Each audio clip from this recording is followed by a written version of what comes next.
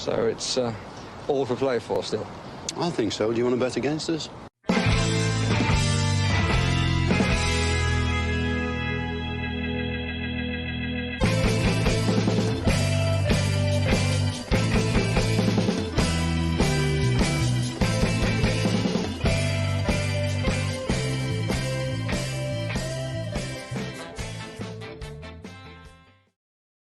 Hello, everybody, and welcome to For the Love of Paul McGrath podcast. Paddy's here, and I'm here, and we're here to preview the Leeds game at the weekend. Good evening. Also, I suppose before we do go into that, look, I know Paddy wasn't here on the to speak, give his thoughts on the Stevenage, so I actually had a timer set up, and I was just going to give him 6 minutes straight to talk about the Stevenage game if he wanted it. And then once the buzzer went off, we were going to move on and move into the next chapter of Aston Villa's year in 2023, which is going to be obviously the league, which we are now concentrating on. But I don't have the timer ready to go. It won't show up on the screen. It would have been nice. But yeah, I don't think we'll get 6 minutes out of it, to be honest.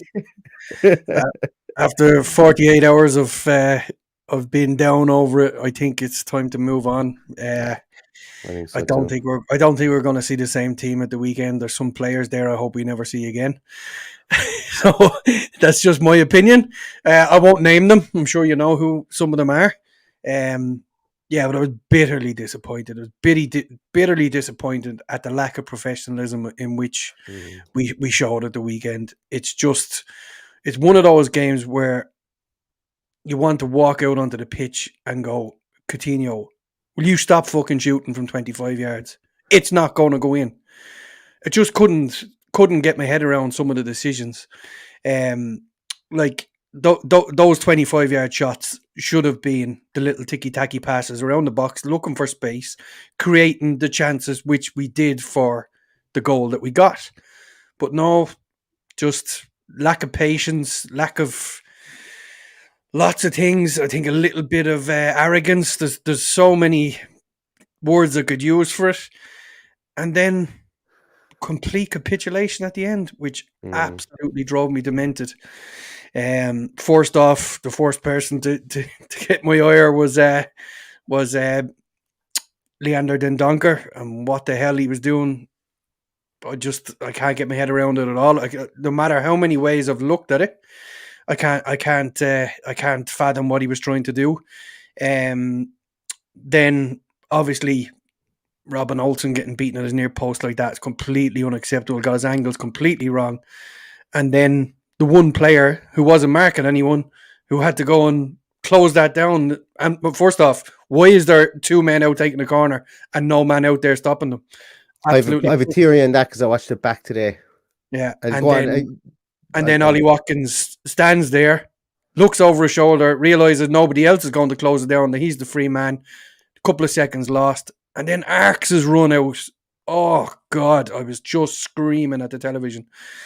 So if you watch it back, and I'm not making excuses because it was a half-assed effort to go out to. If you watch it back, I would nearly put money on it that Ollie Watkins was supposed to be the man that was supposed to be in let's say the outside of the conglomerate that we had defending, and Dendoncker was supposed to be in there. I think we were clueless with regards to how we were supposed to defend without Dendonker's height in there. And if you can see it, Watkins is hesitant. He doesn't know whether he's to come back into the bunch. I think I would go so far as to say somebody might even be calling him to come back, and that's why he kind of makes a couple of steps forward. He stops, and then he's not sure what he's supposed to be doing. It's not acceptable. But like it looked like he almost broke ranks and then didn't know what to do. And when you look at it, it seems like he was being maybe called back in to pull it to fix a spot that maybe Dendoncker was supposed to be in when he was originally supposed to be at the front of that queue in for defending the corner. And I'm not making excuses for it, but I thought he was back, you can see the hesitation in everybody because of it. But I thought he was in the spot that he would normally in for a corner. He's that front man, not marking anybody, and I just thought it was particularly poor the fact that first off the ball had to be played before they realised, hang on a minute, why is there two players out there and none of us, and it just absolutely drove me nuts. But anyway, I think they expected the ball to be whipped in, and they were calling Watkins in to be the body in the cluster, and where he's normally at the front there to be the person so that he can be the man to break and go forward. He was caught between two minds. I would imagine somebody was roaring at him to come back and pick up Dendonker's spot. He wanted to go out to his spot, and then before you know it, it ended up like it did, and that's what you see when you see that type of indecision. I don't think it was a half-assed effort to get to the ball. I genuinely think it was indecision, and then he was like, "Oh, I'm caught. Do I stop? Where do I go?" And it looked awful. It looked absolutely amateur hour. It really did. And so did the goalkeeping, unfortunately. But look, c'est la vie, as I say. That's just the way it goes. And the one thing that will come out of that game is that Unai Emery, who's quite obviously a world-class manager, now knows that he has players he can't trust because we can't trust them. So we'll let him make that decision. And I suppose it's the only thing that's kept me going this week and has actually allowed me to talk about this, because if this had happened under Steven Gerrard, I think I would have been barred off the airwaves from any podcast that I came onto. But look, it is what it is. We now have a lot of answers to a lot of questions. Well, I feel Unai Emery has. I have a few questions for him too. Did he not stop those 25-yard shots from Coutinho at halftime and tell him to relax? We're 1-0 up. Keep the ball. Play the triangle plays that he's good at. Move into the space. Try and draw players onto you and then get in behind like we did for the goal. I'd be questioning why was that not stopped at halftime. But as I said, we're 6 minutes in. You gave me 6 minutes. I think I'm done. But there's a lot of questions answered for Unai Emery, and I think he knows where he has to change things up. And it looks like we have a new player coming in tomorrow, so another fresh start. Good timing with Augustinsson picking up an injury. So these injuries can rack up very quickly. So it's good to see new blood coming in. I hope he gets a few players in. I think he needs them, and I just think there's a few stale players there that need to get back up to speed and be on their toes. To go from what I witnessed at the Tottenham Hotspur Stadium a week before to looking at that on Sunday, it was unrecognisable. Yeah, I agree. Well, also, I think with regards to the context, it was two completely different games, and it just goes to show that you might be far better team, but you got to play for 90 minutes. We've criticized this Aston Villa team for not playing for 90 minutes for the bones of 2 years now. So if that doesn't show that mentality is frail, and that's one of the reasons why we don't play for 90 minutes. And a lot of those players have been at the club for quite a while. Yes, Dendonker hasn't been, Robin Olsen hasn't been, and we could arguably say that there were individual errors that cost us, amongst other things. Don't get me wrong with regards to that. I know we could pick out quite a few players that did things in that game that didn't exactly help us win it throughout the game. We looked comfortable for 88 minutes, and we just thought it was okay. We were cocksure we were going to win, and then we got stung. And that's not acceptable. And as we say, we had 6 minutes to talk about it. We're at 8 minutes and 23 seconds. And I think that we'll draw. I had 6 minutes. You had the other two. I had the other two, yeah. Because and I think some of those players will come good again. Obviously, I'm not writing players off. Like, you can say that there are some players obviously that you mentioned they're stale. That's fine. I think some of them, I've mentioned it. We're still waiting to see Emi Buendia sparkle in this team. Time. I'm not going to say time is running out, but it has to happen soon. Same with Coutinho.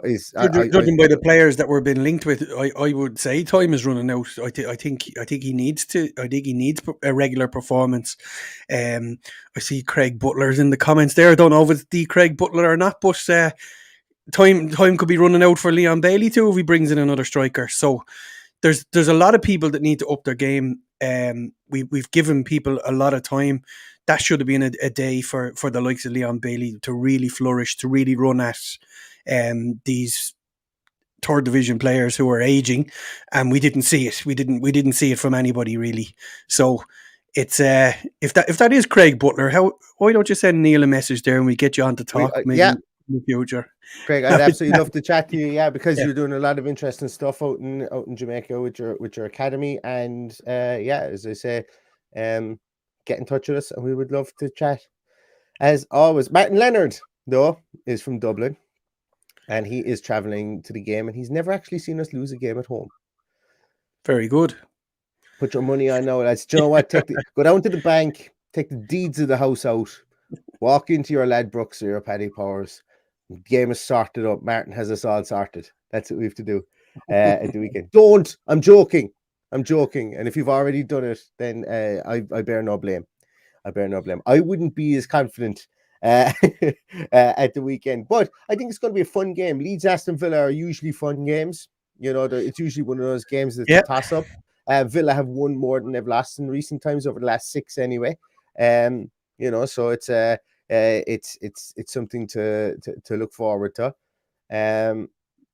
Yeah, as I say there, we're unbeaten in our last 4 games, keeping 3 clean sheets in this run. AVFC Stato, thank you so much. AVFC Stato, as always, the man with the numbers, for sure. Yeah, like it's a home game under lights. Aston Villa under lights. We do love a game under lights. I know Stevenage was technically under lights to end the game as well. But if we'd started under lights, we would have beaten them 12-0. That's my story, and I'm sticking by it. And I don't even know. AVFC Stato, here's one for you. Next time we're back on, I want to know how many games Aston Villa have won under lights in their history, and how many games they've lost under lights in their history. I don't even know how you go about finding that statistic. But yeah, one of the last, I've won just one of the last 6 home games. But then again, sorry, I misread that completely there. One of the last 6 Premier League home games against Leeds United, last 3, drawn 2, last winning in February 2004. But yeah, that's fine. I'm okay with that. We've drawn loads of games. We're fine. We did beat them. We did beat them in the championship at home, did we? I don't know. Serves me correct. One of them, maybe. We lost on the 23rd of October 2020, 3-0 to Leeds. I think we all remember that one. That was the one where they just continually crossed the ball across the field, and Jack Harrison had a field day. And that was the last time that we've lost to Leeds at home. We haven't lost to Leeds since then. So we've beaten them in Ellen Road, drew 3-3 with them, beat them 3-0 in Ellen Road, beat them 1-0 in the obviously in Australia, and then we drew 0-0 with them earlier on this season as well. Yeah. I think it's going to be an interesting game. I think it is going to be an interesting game at the weekend. I have no idea how we're going to line up. I would imagine we will probably line up with.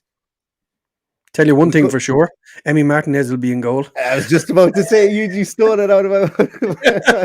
I think Emi Martinez will be in goals. I think it'll be Mings and Konza at the back, the two centre halves, and I think it'll be Dina and Matty Cash.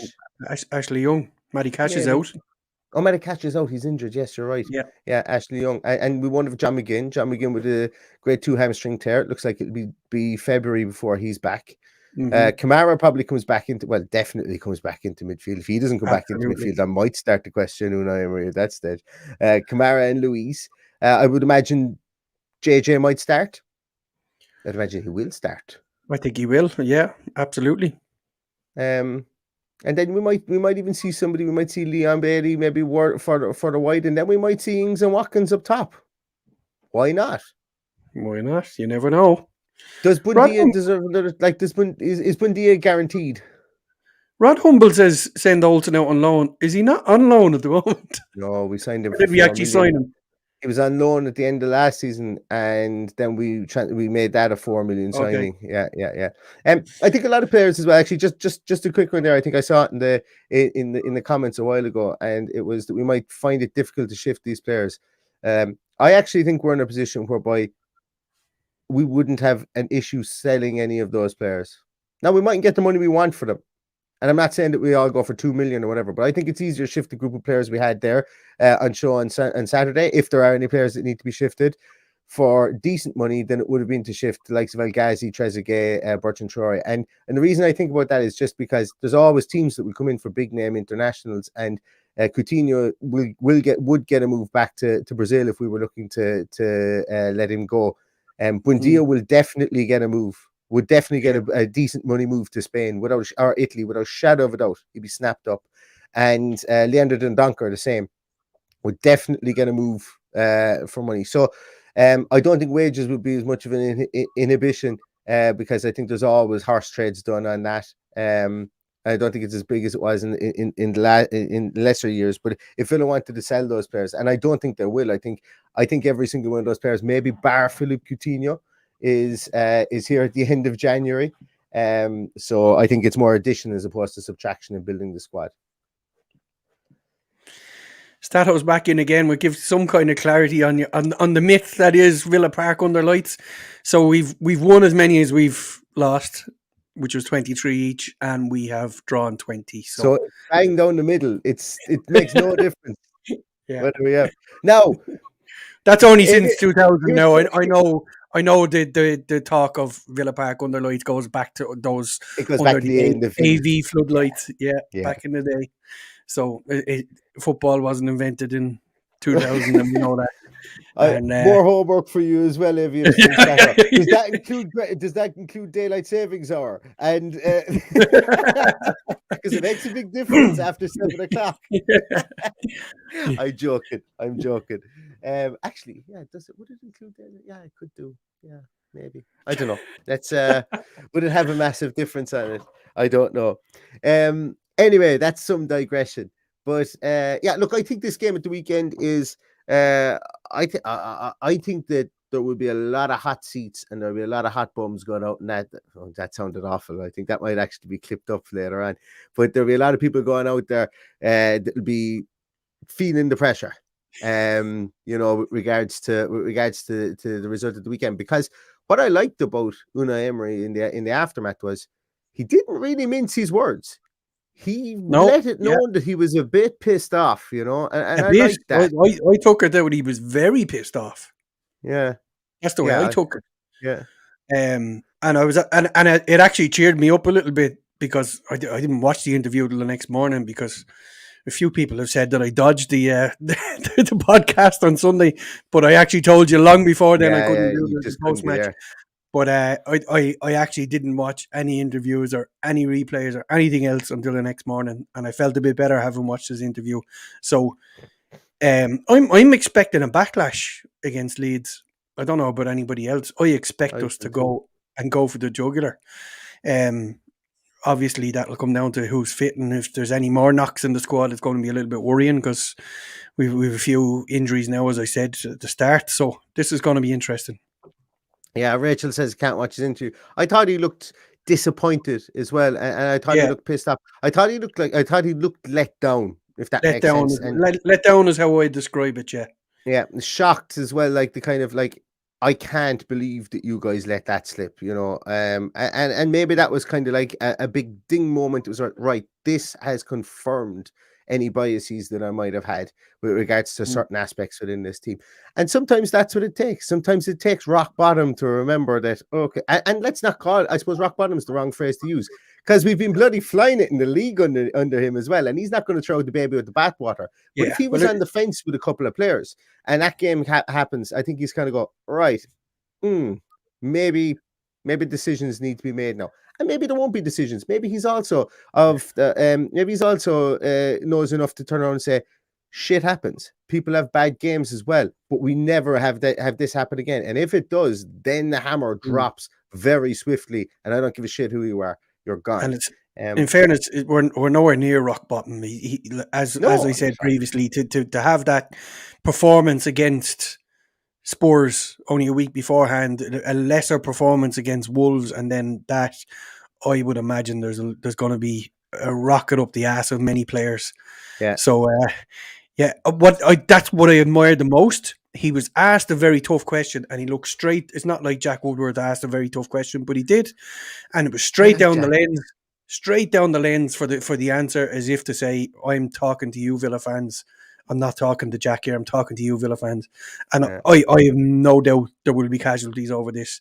And when you say rock bottom, it's our worst defeat in 10 years. That semi-final since Bradford. And it's nearly 10 years to the day because my grandmother died. It was my grandmother's funeral, that Bradford game. That's how I remember it so well. So nearly 10 years today, we've had a similar performance, but I would put it worse than Bradford, to be honest, because of the caliber of player we had at our disposal. I think it was worse. But anyway, we'll move on from it. We'll move on. We've been dipping in and out of Leeds and Stevenage here, but it's nice to have a kind of an unabridged kind of unscripted chat about things like that, because look, we're all at the same at the moment. I think it's been a couple of days of catharsis to try and get over it, and we've been all on the grief curve. I think I came on, and I'll be honest with you, I had to clench my fist under the table to try and not do the all effing blind and jump to conclusions and tear the plaster off the room routine here. And I'm kind of happy I did that, because I kind of just bombed out from football for a while afterwards. And then when I got on to speak to Dan afterwards and the Villa View, even though I wasn't as measured as I was in my own podcast, it was still nice to kind of get it out and kind of get frustrated. Myself and Dan nearly had a screaming match beforehand, because we were both like, I don't know what it was. Two of us just needed to get it out of our system. But it's good. And everybody was okay. I you look at Twitter and you see everybody getting it out of their system. But Leeds at the weekend, as I say, and you said, Paddy, it's going to be not the making of this team, but it could be the players, I'm sure, are going to want to go out and they're going to prove to us whether they want to go out and make amends, because there's been it's been a national talking point, the capitulation. That's not nice. The only way to stop that is go out and beat Leeds at the weekend. And if they can do that, I would like to personally thank, while we're live, I'd like to personally thank Harry Windsor for taking the nose off us for a while on Sunday night. Let's not go down this route, Paddy. Let's not go down this route. I don't want to talk about what he said. I couldn't give a shit. I haven't looked at it. I've muted. I've Ronaldo and anything like that has been muted a long time ago. But I just think it was a good distraction from the media to be slagging off Aston Villa, and I think it was needed, and it came at a good time. So it allowed us to move on a bit quicker. Yeah. Well, look, as I say, I couldn't tell you anything about that, but I don't want to get involved in it, because that's like that. You open up that there's no putting that genie back in that bottle, because I have no idea what it's about, but I just staying well away from that. Anyway, besides that point, I watched it twice. Did you? I did. And you wouldn't watch Stevenage twice. You wouldn't watch the Stevenage game twice. I listen. As I say, why would I want to watch that twice? Okay, we'll take this one offline, Teddy. We'll take this one offline. I'm trying to get away from the conversation about. And I was trying to get away from Aston Villa. That's why I watched it twice. I prefer to have an Aston Villa incident than an international incident, Paddy. I don't need an international incident in my podcast. But anyway, moving swiftly along. And yeah, I know you're bringing it up because his brother's an Aston Villa fan as well. But where was I going with this one? The Leeds game. Yeah, hey, we're playing Leeds the weekend. Like Leeds are also, their fans are in the doldrums at the moment as well. Their fans really weren't happy with the fact that Cardiff almost turned them over, and they were like there's a lot of them going, "Ooh, does Marsh have to go now?" Because it seems to be 2 steps up and 1 step up, 2 steps back at times there, and he played the kids and so on and so forth, they got to this situation whereby maybe they don't know whether they have a striker now. The striker that they're linked with, Jorginho Rutter, young striker, fits the mold of the player that they like to sign down to a T. They've brought in some good players like Nanto. I think Brandon Aronson is a better player than he's showing for Leeds at the moment. I was actually firmly jealous that they had signed him because of the work rate he has, but some Leeds fans are not very much convinced by him. So Leeds aren't having it all their own way at the moment, but as we know, this game seems to be something happens in this game all the time that we need to keep an eye out for. And I suppose my question here, Paddy, is that even though Leeds are down on their luck, who would you mark down as their danger man, I suppose, coming into this? Because they have had a bit of a turnover in player at this moment in time. Well, that's it. You actually couldn't actually pinpoint who he's going to play either. That seems to be what he's done in the last few games, is just mix it up a little bit. So we don't know what we're going to face, which always seems to be the case with Leeds, that they do mix it up since the Bielsa days of playing them. Look, on their day, they're capable of beating anybody. There's no question about that. But it's just a question of them all firing, and I don't see them as a team of individuals. I see them as a team, and they need to have everybody firing in order to get a tune. And as far as I'm concerned, we haven't seen them firing at all this season for a full game. So when they're not firing, when they're not at the races, we need to be taking advantage. But for me, I think we need to be on the front foot from the start. I think we need to get ahead. That's the most important thing. If we go behind against them, they'll become very frustrating to break down. And that's my worry going into Friday. So let's get over the hangover. Let's start fresh. Start on the front foot and really go at them. I want to see Bailey going down the wing and flying into these tackles, letting fellas foul them. All of this thing we didn't see at the weekend. I don't think we'll see our new signing. I think it'll be too soon. You might see him on the bench. You wouldn't know. Talk about him, in a moment as well. Emery might decide he's had enough of what he watched in the last couple of games, so you might throw him in there. But it's probably coming too soon for any major changes. And I think the team you named out with Jacob Ramsey replacing John McGinn, and whatever happens up top will be totally up to Unai Emery. But if it was me, I'd give Bailey one more chance. I would play him wide. I think this is a game for him to really excel.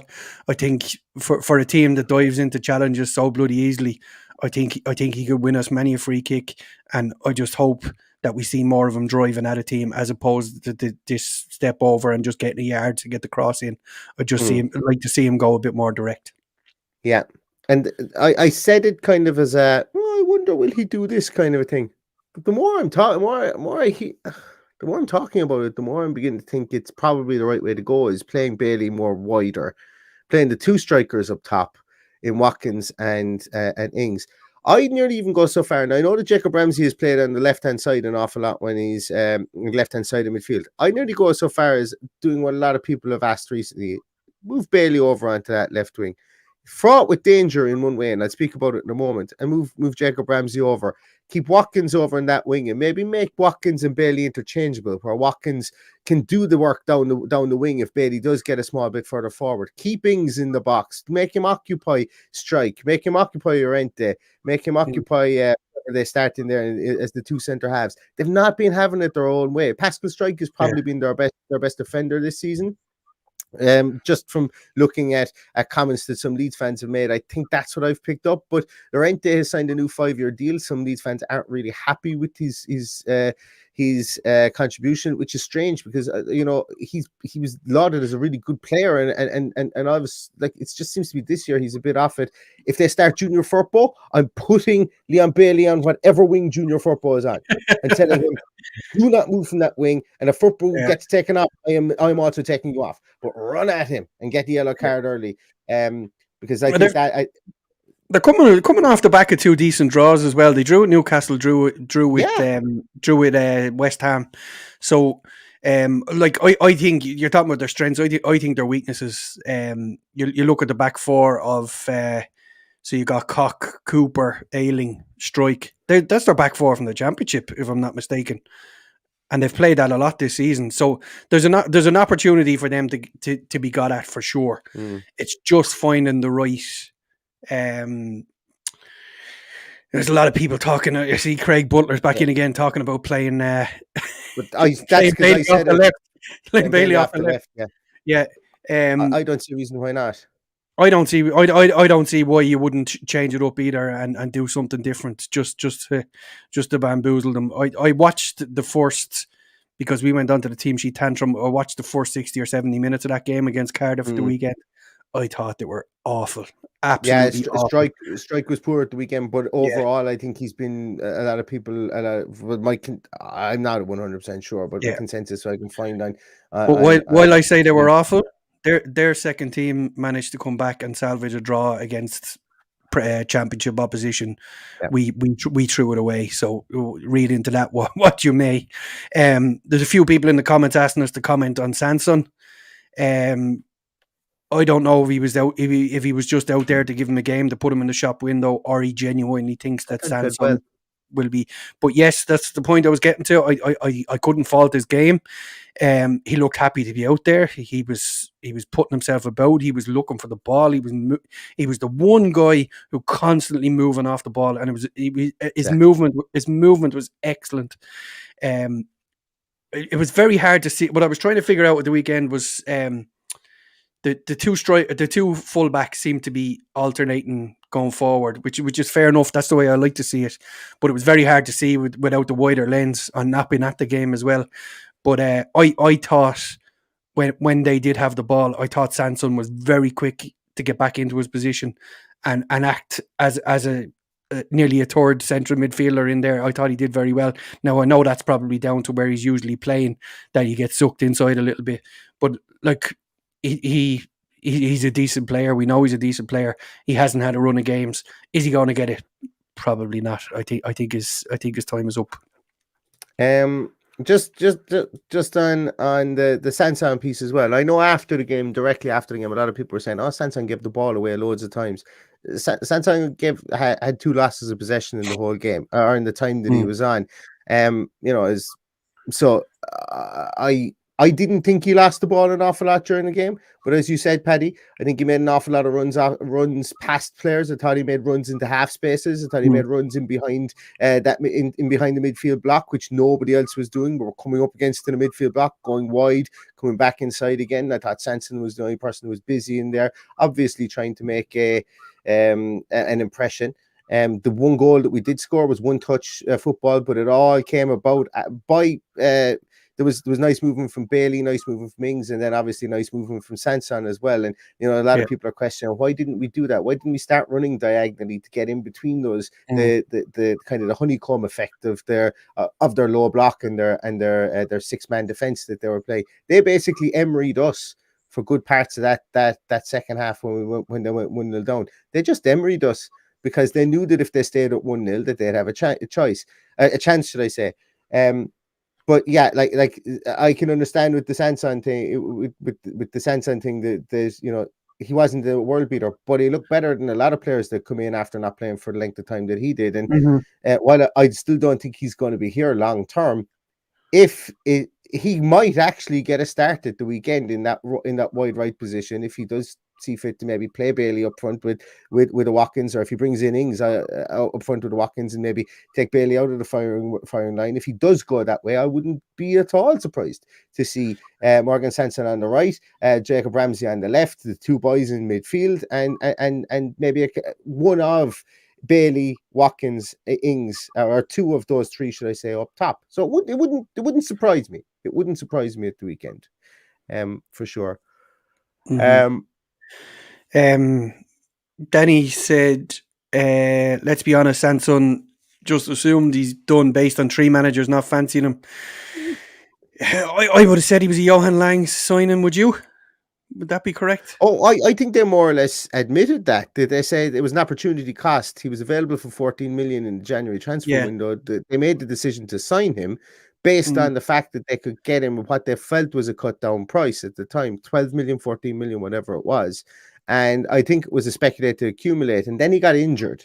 I think that Dean Smith did fancy him, but then he got injured and then he got frustrated. And then I think he pissed a few people off. And I think that's okay to say. And that's genuinely what I think happened. I spoke to you off air about this before, about the French temperament and managers not being able to manage that. I think that's what it came down to under Smith and Gerrard. Maybe he's getting another roll of the dice here. Who knows? Maybe we've got a manager who can get something out of him, who can manage his temperament, who can. I was going to say a phrase there, but I'm not using it. Some players. No international incidents, Paddy. Yeah, well, I'll tell you what the phrase was. Some players need to be breastfed, and I would consider Sanson one of those players, and that's a phrase that's used here in Ireland all the time, and that's fine if a player is breastfed, as we call it, and they get a tune out of them, which is probably what we need from Emery to give to Sanson, and just massage his ego a little bit, and just spur him on, because there's no doubt there's a great player in there. I'd hate to see him go away and shine for another team. I'd love to see us get the best out of him, as I would with any player. But I think there's an opportunity to resurrect himself there. But if he takes it now, it's completely up to himself. Or is there too much competition there for him? That's the thing. And that's the thing. This opening with the Matty Cash being injured and the experiment of playing him further forward and Ashley Young behind him, that experiment, and also the John McGinn being injured for a month, there's a chink of light here for Morgan Sanson. That's what I'm saying. There's an opportunity for him to, like, as I was messing on the Villa View previously, when we were talking about that Wesley's going to come back next year and you're about to witness the greatest comeback of all time, footballing comeback of all time. Morgan Sanson could have that comeback. As I say, opportunity knocks for players. This time last year, nobody was talking about Miguel Almiron being a mainstay in this Newcastle team. Everybody would have suggested, and rightly so, I would imagine, to say they're going to buy someone in. He's not going to be around in 12 months' time. Now he's scoring goals for fun, and everything has completely changed around for him. Opportunity knocks for players. Sanson was a good player at I think it was Montpellier and at Marseille as well when he came in. And maybe he just needs a run of games. He could also be useless. We don't know. That's the thing about Sanson. That's why everybody has an opinion on Sanson, is because we have no idea what he offers in the Premier League, because he hasn't been able to string 4, 5, 6 games together. Exactly. Yeah. And I think Leighton Castle has won the comment of the night. Some of our players could be breastfed by Dolly Parton and still be crap. So Neil is already regretting that I used that phrase. So that's so far we've insulted the French, we've insulted the monarchy, we've insulted Dolly Parton, all of Nashville and the south of probably America as a whole. Who insulted the monarchy? I said no, maybe we didn't. Actually, we didn't insult the monarchy. Don't get us wrong. We actually didn't, and we weren't going to either, just in case anybody thinks we were. So it's not our place. Our place. Our most famous fan is that's what I was saying. That's why I didn't want to get weighed into it, because he's our most famous fan, and we don't want and for all we know, he listens to the podcast. Oh, he definitely does. He does. He turns it on first thing in the morning when he's lying in bed and throws in the headphones, listens to it. Shadow of a doubt, 100%. Well, he'd have to put the headphones on for our language. He couldn't possibly have the young children. It's not very regal at times. Yeah. And I have it, just like most people out there. I have it on good authority that the Kate Middleton doesn't like our entrance music either. Just like most. There you go. Where has this come from? I don't know. But we're 37 minutes into a podcast, and we'd have to laugh, or we'd be crying still from the weekend. Exactly. Absolutely. So, look, guys, thanks so much. Rod reckons William's a subscriber. Should we know he's on our Patreon already? He's grand. We know he's there. Yeah. I don't want going back to see. Is he? Maybe. Is there anybody here that could be in here? Is there anyone here that could be? I don't know. But no, as I say, it's a bit of crack, and as I said, thanks so much to everybody for tuning in tonight. God, it's gone past 10 o'clock. I've been sitting here podcasting since 8:30, but I really enjoyed it. I had a good chat. If you didn't catch the Villa View earlier on, Seth and Dan just ripped up the script and talk about a couple of transfers. So you could head back and have a listen to that as well. But before we go tonight, Paddy, I do want to talk about somebody that, you alluded to there. Looks like we're going to have an incoming very, very soon. Looks like it might even be announced tomorrow. Too many big names are mentioning it. We do know that he is en route or in Birmingham at the moment, and that's Alex Moreno, a 29-year-old left back from Real Betis. And it looks like he's going to be signing for Aston Villa. What do you think? Well, first of all, as far as I'm aware, the deal is done. The medical is complete in Spain, so it's all just a question of him rocking up and signing his deal tomorrow. So I would imagine we will see him in an Aston Villa shirt by lunchtime tomorrow. That's just my opinion, and that's what I've been told. So he won't be the last either. There's a few more on the way, but I am quietly excited by this signing, mainly because I don't see it as the end for Luca Dean. I could see the two of them playing together very, very easily. What I could see them playing together Friday night. they could do, but like the one thing that worries me then is, do we lose the likes of a Jacob Ramsey in the team every week? Does that change? There's a lot of negatives in the two of them playing together, but he is obviously a player that Unai Emery really respects, and he is like, I think we all know that left back is probably not our worst position for cover, but he's moved heaven and earth to get this in as his first signing. So he obviously really, really wanted this. So as I said from the start, we got to trust him until he loses our trust, like previous managers did quite quickly, unfortunately. But I don't see that happening here. He has my trust. If he makes a signing, I have to believe that he knows what he's doing. I couldn't tell you a whole pile about the player himself, other than, silly videos of him doing something special that we've all gone and had a look at, and that's what we do, looking at his stats, looking at your video, which you're alluding to there. If people want to go back and have a look at them, they're there. Always a minefield of information, Neil, when these things come up. So if anyone wants to go back and have a look at that, but there you go, you've got stats up there already. I just wanted to highlight this, and you know what? It was an interesting. When I did this, I kind of looked at the radial graph that I have there, the radar graph that I have, and I kind of went, you know what? I wish I had changed up some of the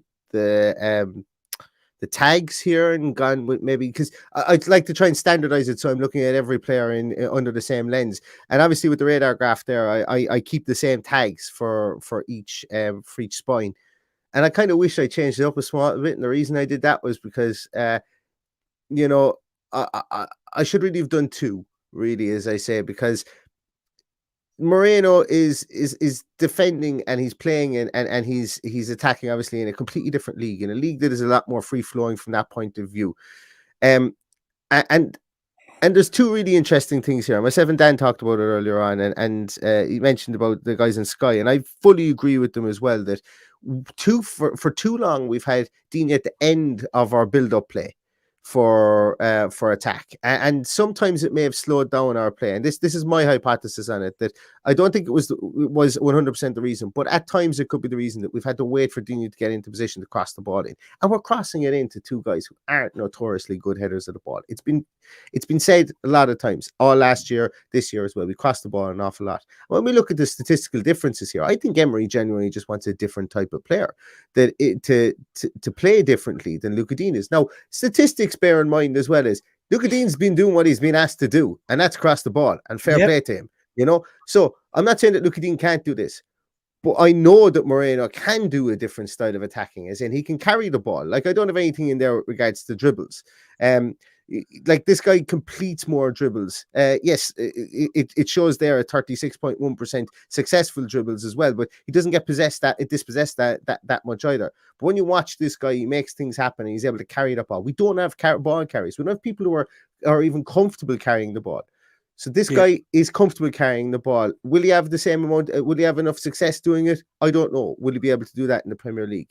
But he attacks differently to Luca Dean does, and he cuts into the box, and he likes to get to the byline and cut that ball back more, as opposed to stand 10 yards off the box and cross it in from out wide. And Ludwig Augustinsson, unfortunately, he looks like he's done a rather nasty injury. Could be out for a month, 2 months, I think I saw as well today. That might cut short his loan. So these two guys are going to come in. They might battle out for the left back position. They might play both on the left-hand side themselves to solidify us if we do play against one of the top 6 teams, or if there's a time when we're defending like mad. And I'm okay with that. So the only kind of negative I would have with this is, and it's the same as everybody, and I'm not as keyed up on it as much as, yes, he's 29 years of age. Would I like him to be 25? I absolutely would, of course. But if he comes in here and solidifies us as a team for 2 years, along with Digne, or even in place of Digne, if that's the case, then so be it. And he solidifies us as a team and he progresses us on, then that's fantastic. But the great thing about this is we won't know, because Unai Emery has taken a bunch of misfits in Villarreal and turned them into a European Cup winning team. So it's not like Unai Emery needs to have those massive players to be able to implement his game plan. He needs to have players that can play his game plan to be able to implement his game plan. And that's why I'm not as critical of, well, we're only signing someone for 12 million. Where are the 40 million euro signings? Why have I never heard of this guy? Why is he only played with Vallecano and Mallorca previously? I'm not as hung up on this guy for that reason, that Unai Emery will know this guy. He'll probably know how long his toenails are, to be honest with you, because of how well he knows the Spanish game. And if he knows that he can fit into his system, and we only get 2 years out of him, I'm okay with that. I'm okay with that as to where we are as a club as a moment at this moment in time. Well, Danny makes a great comment here. I think 12 million is a snip for someone who has that. Thanks, Danny. Oh, sorry. That quality and experience. Sorry. We know what we're getting. We've all read into him. You've done your research. The one thing that really excites me about this guy is his pace. I think it's one thing that we're lacking. I think if we can get this guy on the ball down the wing, you look at that heat map. Look at that. He doesn't come more than 10 yards in off the touchline regularly. This is going to be a really interesting signing for us. The opportunity is there to give a different outlet in attack.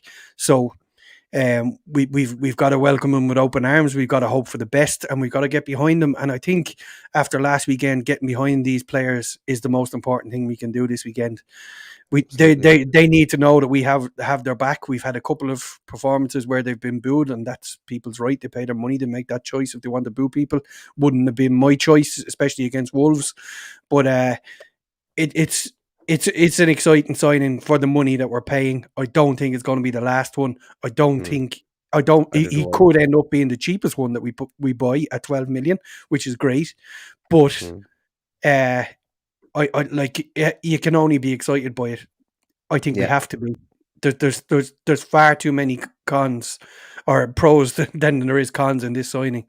As you say, we've lost Augustinson. We need it back up. We have it. It's ready made. It was done and dusted before the weekend. He's just waiting on the T's to be crossed and the I's to be dotted, and here he is.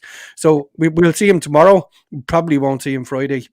Probably just from time constraints and sorting out. I don't know whether there's going to be work permit issues or whatever they have to do these days since Brexit. So it's done and dusted. It's great. I'm happy with it, and bring on the next one, and let there be a few of them. That's my opinion. Absolutely. I agree with you too. I want to say a big thanks as well to both Danny. Thanks a million for the super chat. Really appreciate that. And to Rod as well. Really appreciate those guys. Cheers, you so much. That's fantastic. And it's really generous of you guys. I really agree. Just one thing actually, Paddy, you mentioned about his pace, this guy's pace.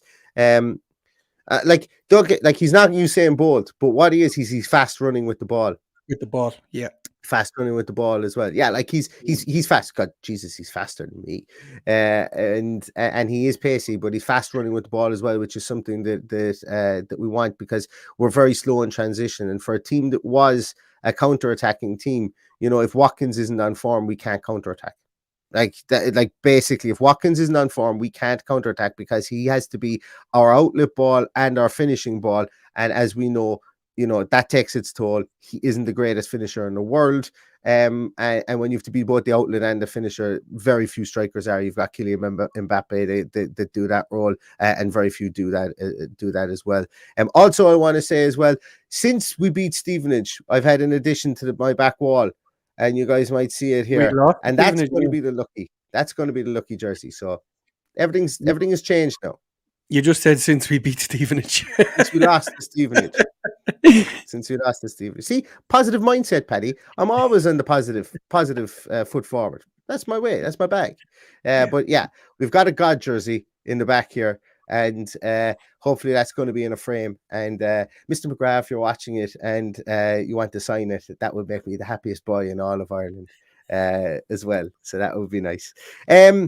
Listen, lads, thanks so much to everybody for popping out. We're going to have a team sheet tantrum. I saw Anne O'Grady there asked if I could bring in my little sound engineer again, like we had for the Spurs game. My little lady. I'd say she'll be in bed at that stage, but if I can maybe ring if I can maybe get her up out of bed, we'll do anything to win at the weekend. That would be good. But we will be back for a Team Sheet Tantrum, everybody, on Friday. I am actually going watching this game. Most likely going watching this game with one of my best mates who's a Leeds fan. So the post-match podcast, if we win, will be very short, and it will be in a pub in Galway, probably just with me on my phone laughing. No, I'm only joking. That's what I'm telling people in advance now, because I'm going to be in a pub on Friday watching the match as soon as the camera shuts. Your Leeds, aren't they? And Man City. Most of Man City, there's one Leeds in there, all right, yeah. But the Munster Lions, there's two sides. Obviously, we've got our Cork Lions, and they're going to the match this weekend, and I wish them all safe and a pleasant journey, and hopefully bring home the 3 points. And the Limerick Lions, who haven't met in a long time, are all getting together Friday night for our Christmas party. So that's where I'll be heading once the Team Sheet Tantrum ends on Friday. So hopefully with the nice crisp points that we have, that we get 3 points at the end of it. Yeah. So we'll definitely, as I said, we'll definitely have a Team Sheet Tantrum. I have put the post-match podcast, I have loaded it up on StreamYard and YouTube, but that there may be a late change to scheduled broadcasting on that one, depending on what happens. But as I say, I will endeavor, as always, to bring you the post-match as quick after the game as I possibly can. But we will be here for the Team Sheet Tantrum, and we hope we see you guys as well. Thank you so much, everybody, for watching. If you do like this, give us a thumbs up. We're on the road to try and get to 5,000 subscribers. If you know of anybody who even might think they might even want to support Aston Villa, put them onto the podcast, put them onto the YouTube channel, ask them to subscribe.